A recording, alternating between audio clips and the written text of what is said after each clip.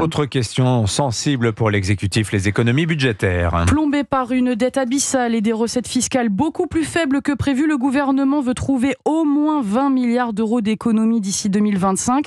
Parmi les coupes budgétaires les plus efficaces, il y a la possibilité de ne pas revaloriser les retraites à hauteur de l'inflation début de l'année prochaine.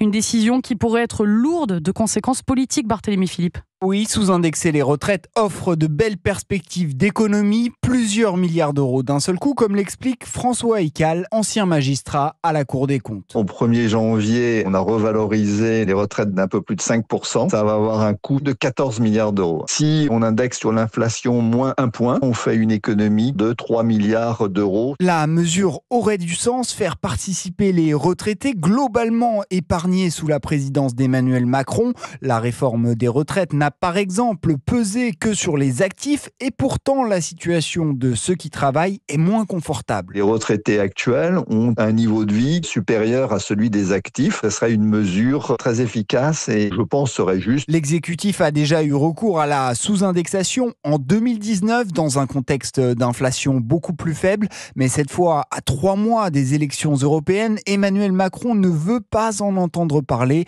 Le président a fermé la porte à cette mesure, au moins pour l'instant. Barthélémy Philippe pour Europe